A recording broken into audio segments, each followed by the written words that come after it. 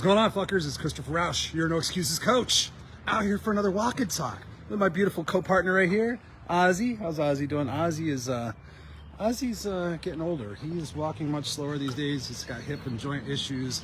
It kind of sucks, but we still come out and we do our walks. So I just thought I'd come and take an opportunity to say good morning, good afternoon, good evening, wherever you are in the world. I just recently am back from 9 days of camping, and I completely unplugged. I did not check social media, I didn't check email. Of course, I touched bases with my coaching clients and my friends, but I didn't look at social media, I didn't look at the news at all, and I just unplugged and I just relaxed.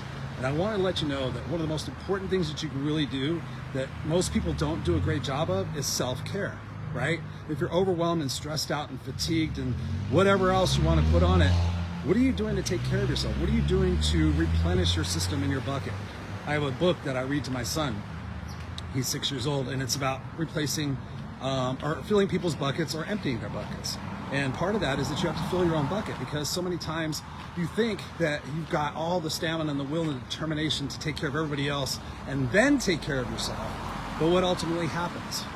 You wind up crashing, you wind up disappointing all the people that you were struggling to take care of, and now you're in a bad place and you're frustrated and everything else. It's even worse. So I strongly encourage you, no matter where you're at or what you're doing, find a way. Find a way to take a half a day. Find a way to take a day. Just take a day for yourself and go to the beach. Just take a day for yourself and go have some lunch and go sit in a park and read a book or go for a bike ride. Do something that you love to do. Man, so many people out there are burned out and they're tired, and they come home and they run to their short-term gratifications, their booze, their Netflix, their shopping, their sex, their drugs, whatever the fuck it is, to escape their life. What I do is I teach people how to have a life that you don't need a vacation from. Does that take hard work? Oh, fuck yeah.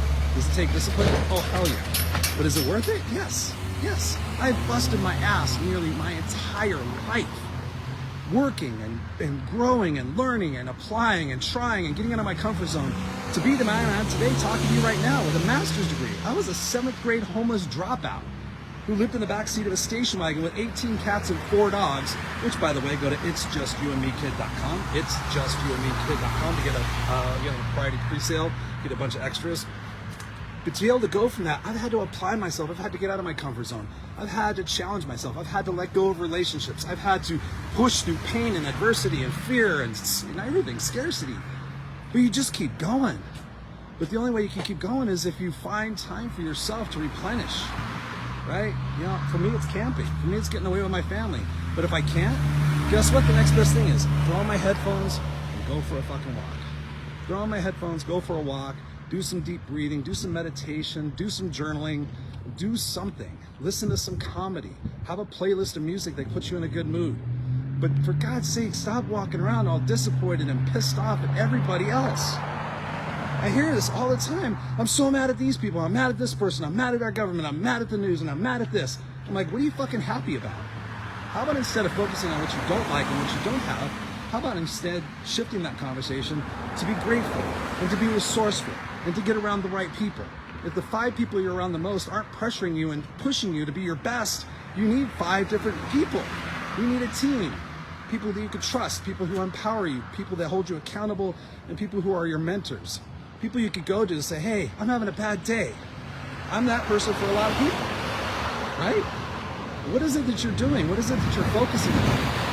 Because I can tell you this, when you strip away all the bullshit and you let it all go, and you let all the people go, and all the expectations and the disappointments and the frustrations and all the bullshit you've been carrying around your entire life, and when you let it go, what do you think that'll do for you?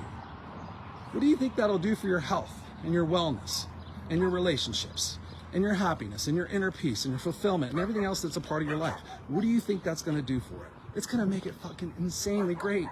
And so for those people that you love the most, if you're giving them 5 on a 10 scale and you're giving yourself a 3, just think about what happens if you start giving yourself an 8. Then you start taking care of better care of other people, and your relationships improve, and your happiness improves, and everything else improves with it. And then you have an amazing life. And that's what I'm here to teach you guys. That's what I'm here to teach. Whoa. I guess we're still not so high.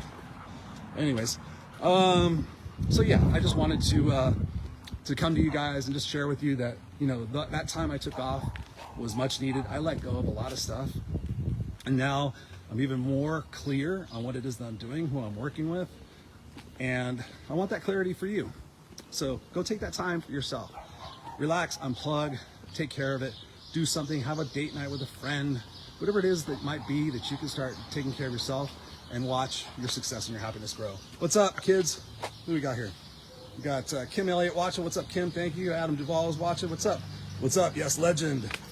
I know it is embarrassing when people are always complaining about their life, like I put on a post, Facebook.